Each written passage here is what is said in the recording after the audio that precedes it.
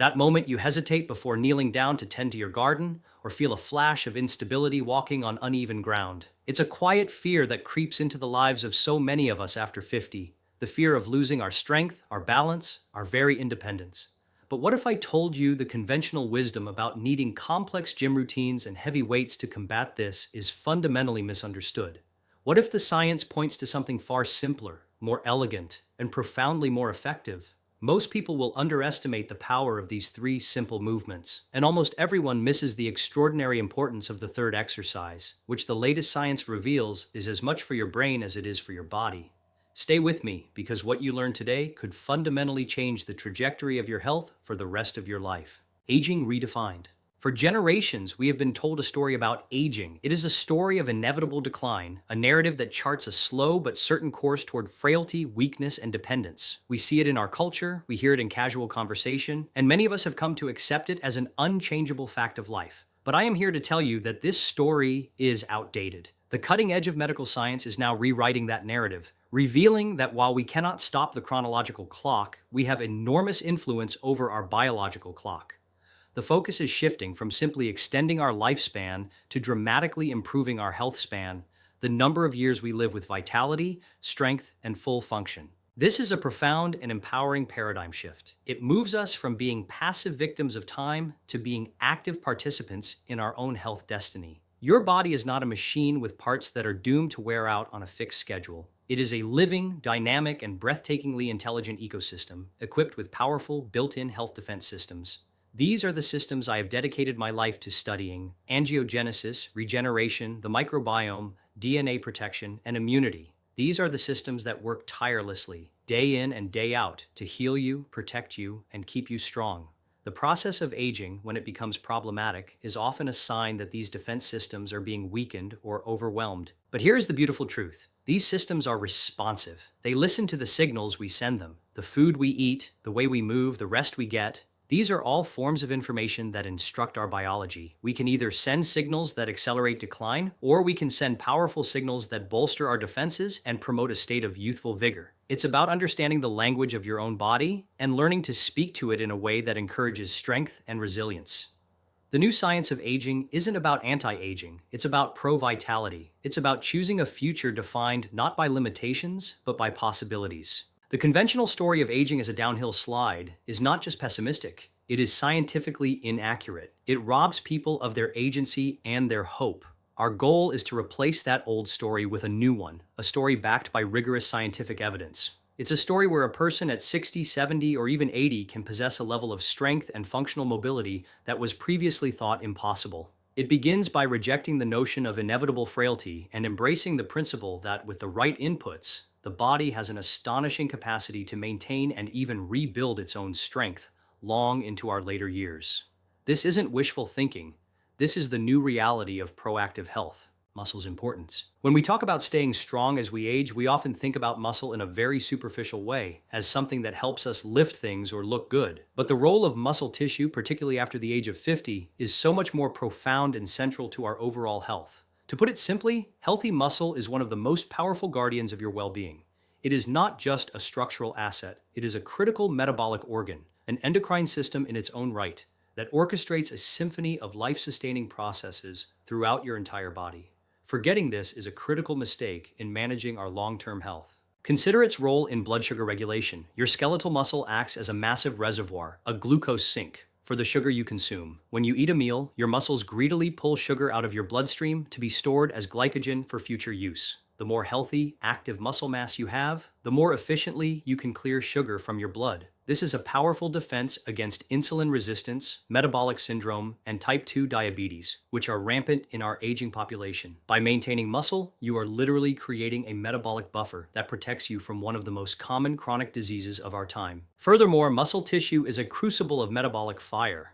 It is far more metabolically active than fat tissue. Pound for pound, muscle burns significantly more calories at rest. This means that maintaining muscle mass is key to maintaining a healthy metabolism and a healthy body composition as we age. The common complaint of a slowing metabolism in midlife is often, at its core, a story of muscle loss, or what we call sarcopenia. By preserving our muscle, we are preserving our body's engine, ensuring that it continues to burn fuel efficiently, which helps to manage weight and prevent the inflammation associated with excess body fat. Finally, your muscle is your body armor. It protects your skeleton, providing a dynamic and responsive scaffolding that absorbs shock and stabilizes your joints. Strong leg and core muscles dramatically reduce the risk of a fall, and in the unfortunate event of a fall, having a well-muscled frame can mean the difference between a minor bruise and a life-altering fracture, like a broken hip. Beyond this, when your muscles contract, they release beneficial molecules called myokines. These are like natural medicines produced by your own body, and they travel through your bloodstream to exert powerful anti-inflammatory effects, support your immune system, and even communicate with your brain. Muscle is not just about brawn, it is the cornerstone of your metabolic health, your structural integrity, and your body's internal pharmacy. Foundation first. So, where do we begin? We begin with the foundation of all human movement, the cornerstone of our functional independence. The first, and arguably most important exercise to master after 50 is the bodyweight squat. I know this might sound either too simple or perhaps too daunting, depending on your current fitness level, but I want you to reconsider the squat, not as a high-performance athletic lift, but as a fundamental life skill. It is the very movement you use to get up from a chair, to sit down on a toilet, to lift a grandchild, or to pick something up from the floor. Losing the ability to squat is losing a piece of your autonomy. The beauty of the bodyweight squat lies in its accessibility and its profound effectiveness. You don't need any equipment, you don't need a gym, you only need your own body and a little bit of space. To perform it safely and correctly, start by standing in front of a sturdy chair, feet shoulder width apart, toes pointing slightly outward. Initiate the movement by pushing your hips backward as if you are about to sit down. Keep your chest lifted and your gaze straight ahead. Your back should remain in a neutral, straight position. Lower yourself down slowly, with control, until your buttocks gently touch the chair. Then, without collapsing onto the chair, push through your heels and squeeze your gluteal muscles to stand back up to the starting position. That is 1 repetition. The chair is not just for rest, it is your safety net and your guide. It ensures you are learning the correct hip hinge pattern and prevents you from going too deep too soon, which could put unnecessary strain on your knees. If a full squat is too challenging right now, that's perfectly fine. Simply start with a range of motion that you can comfortably control. Even a small partial squat is sending powerful signals to your body. The goal is not to perform a maximal effort lift like a powerlifter. The goal is to perform a smooth, controlled, and graceful movement. Consistency here is far more important than intensity. Aim to perform a set of 8 to 12 of these squats every single day. Make it a part of your morning routine, perhaps while you wait for your coffee to brew. This simple daily practice targets the largest muscles in your body, your glutes, quadriceps, and hamstrings. By doing so, you are sending a daily wake-up call to your metabolic engine, reminding your body that these powerful muscles are essential and must be preserved at all costs. It's the most powerful investment in your future mobility you can make. Biomechanical science, let's look under the hood and understand the elegant science behind why this simple squat is so incredibly powerful. When you perform a squat, you are doing much more than just burning a few calories. You are engaging in a sophisticated conversation with your own biology at the cellular and hormonal levels. Every time you lower and raise your body, you are creating mechanical tension in the muscle fibers of your legs and hips. This tension is a critical signal. It is one of the most potent triggers for a process called muscle protein synthesis, the fundamental mechanism through which your body builds and repairs muscle tissue. This mechanical stress activates specialized sensor proteins within the muscle cells called mechanoreceptors. Think of these as tiny cellular alarms that go off in response to physical load. When these alarms are triggered, they initiate a complex cascade of biochemical signals inside the cell. One of the key pathways activated is known as the mTOR pathway. You can think of mTOR as the master construction foreman inside your muscle cells. When it gets the signal from the squat, it gives the command to start building, to take amino acids from your bloodstream and weave them into new, strong muscle proteins. This process directly counters the natural age-related tendency towards sarcopenia. Furthermore, this simple movement has a profound impact on the powerhouses of your cells, your mitochondria. Your mitochondria are the tiny engines within your cells that convert food and oxygen into usable energy, or ATP. The health and number of your mitochondria are directly linked to your vitality and youthful energy levels. As we age, mitochondrial function can decline, but exercise, like the squat, is one of the most powerful ways to stimulate a process called mitochondrial biogenesis, the creation of new, healthy mitochondria. Your body intelligently responds to the increased energy demand of the squat by saying, "We need more power," and building new cellular engines. So, with each squat, you are not just working your muscles, you are upgrading your entire cellular energy grid. You are also improving your neuromuscular connection. Your brain must send precise signals through your nerves to coordinate the complex pattern of muscle activation required for a squat. Practicing this movement strengthens that mind muscle link, making you more coordinated, more stable, and more efficient in all your daily activities.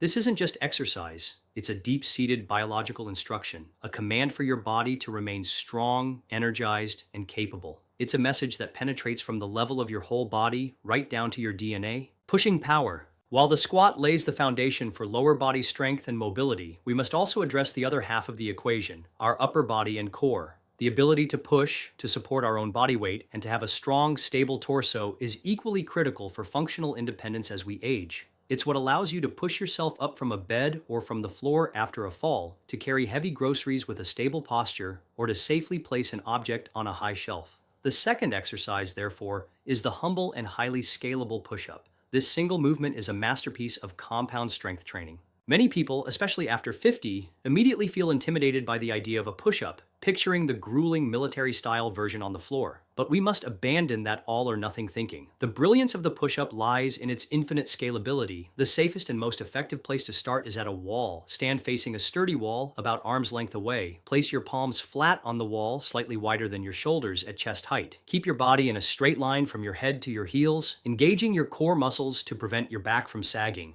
From this position, bend your elbows and slowly lower your chest toward the wall, keeping your body rigid. Go as far as you comfortably can while maintaining control, and then press firmly back to the starting position. This is a wall push-up. It recruits the same muscles as a floor push-up: the chest, pectorals, the shoulders, deltoids, and the back of your arms, triceps, but with a fraction of the load, making it incredibly safe for your joints. As you get stronger, you can progress. Move from the wall to a kitchen countertop, then to a sturdy table, then to the seat of a couch. Each progressively lower incline increases the percentage of your body weight you are lifting, allowing you to build strength in a safe and incremental manner. You might eventually progress to performing push-ups on your knees, and perhaps one day to a full push-up on your toes. But the goal isn't to reach some arbitrary endpoint. The goal is to consistently challenge your muscles wherever you are in your journey. Performing a set of 8 to 12 of these modified push-ups daily sends a crucial signal to your upper body to maintain its bone density and muscle mass, providing you with the functional strength needed to confidently interact with your world.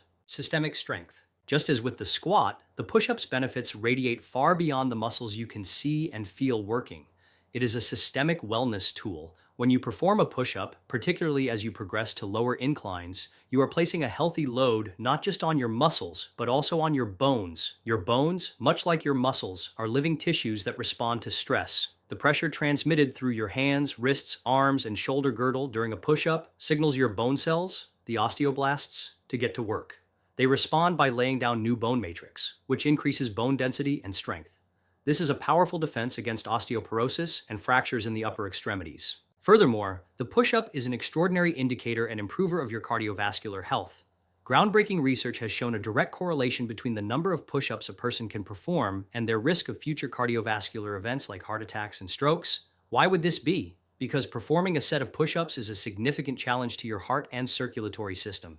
It elevates your heart rate and requires your vascular system to efficiently deliver oxygenated blood to your working muscles. Consistently practicing this makes your heart a stronger, more efficient pump, and can even improve the health and flexibility of your blood vessels. The compound nature of the push-up is also key. To hold your body in a straight, rigid line throughout the movement, you are forced to engage your entire core, your abdominal muscles, your obliques, and your lower back. A strong, stable core is the central link in your body's kinetic chain. It connects your upper and lower body, allowing for the transfer of force and providing stability for your spine. A weak core is a primary contributor to chronic lower back pain, one of the most common complaints of aging. By practicing push-ups, you are indirectly armor-plating your spine and building a foundation of core strength that supports nearly every move you make throughout the day. So, this one simple, scalable movement is simultaneously building your upper body strength, increasing your bone density, improving your heart health, and fortifying your core.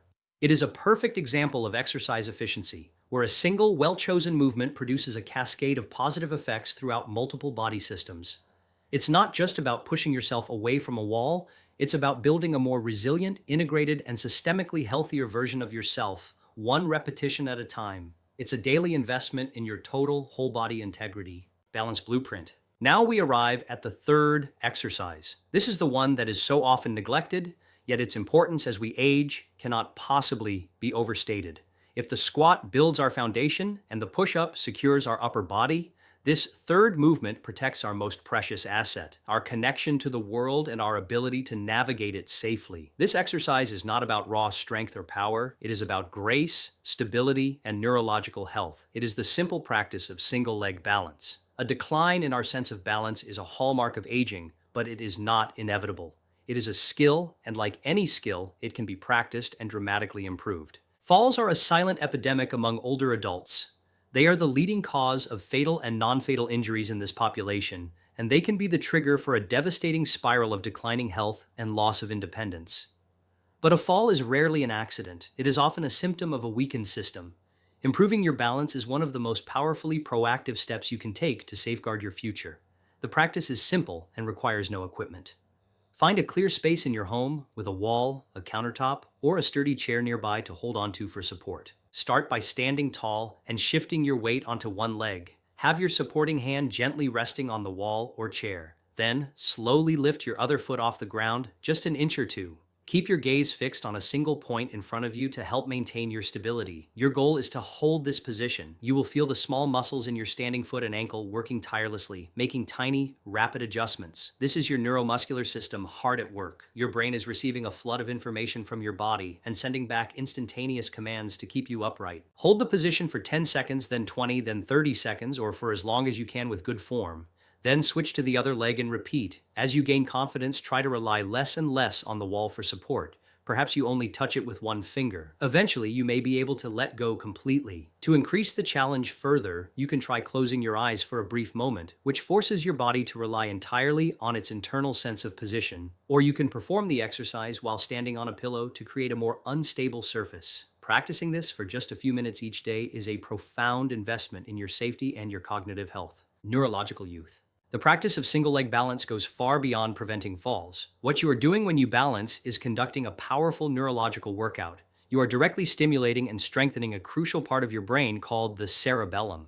Located at the back of the brain, the cerebellum is the master coordinator of voluntary movement, posture, balance, and motor learning. Think of it as the brain's gyroscope and a sophisticated supercomputer dedicated to ensuring smooth, precise physical action. When you stand on one leg, the cerebellum is firing intensely, processing a constant stream of data from your eyes, your inner ear, and the pressure sensors in the soles of your feet. This process of receiving sensory input about your body's position in space is called proprioception. It is often referred to as our sixth sense. A sharp sense of proprioception is what allows you to walk through a dark room without bumping into furniture, or to know exactly where your foot will land when you step off a curb without having to look down. As we age, our proprioceptive abilities can diminish if they are not actively challenged. The practice of balancing is a direct and targeted way to keep these vital neural pathways sharp, clear, and responsive. You are literally recalibrating your brain's internal GPS system every time you do it. But the benefits do not stop there.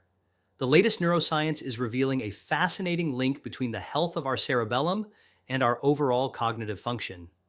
The same neural circuits that are involved in motor control and balance are also implicated in cognitive processes like attention, memory, and even emotional regulation. The brain is not a collection of siloed, independent departments. It is a deeply interconnected network. Stimulating and challenging one part of that network, such as the circuits for balance, can have positive, downstream effects on other cognitive domains. Think of it as cross-training for your brain. So, when you are standing on one leg, you are not just building stronger ankles. You are fortifying your cerebellum. You are honing your proprioceptive skills. You are reducing your risk of a life-altering fall, and you are engaging in an activity that may help preserve your precious cognitive function for years to come. This is why the third exercise is so critical and so often misunderstood. It is the bridge that connects your physical body to the intricate, wonderful wiring of your brain. It is an investment in what could be called neurological youth, a state of sharp, responsive, and resilient brain function.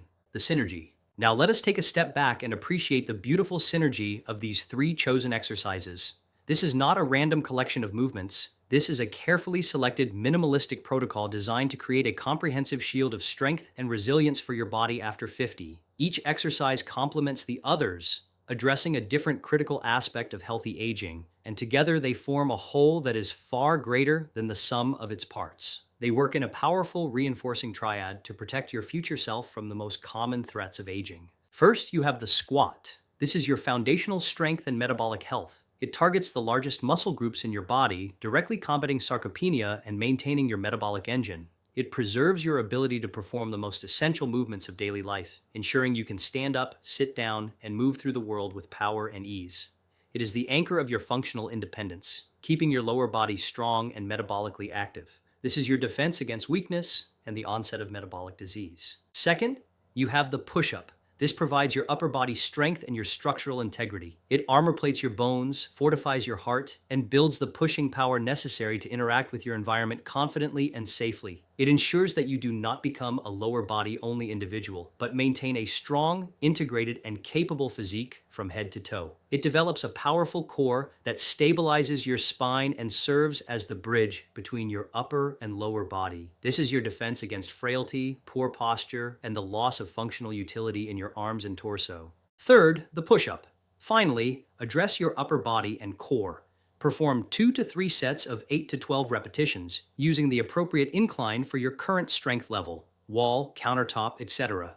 Maintain a straight line with your body and focus on the pushing motion. Rest for 30 to 60 seconds between sets. This will also take about 5 minutes. That's it. A 10 to 15-minute daily commitment. The best time to do this is often in the morning, as it sets a positive metabolic and neurological tone for the entire day. But the most important thing is that you do it. If the evening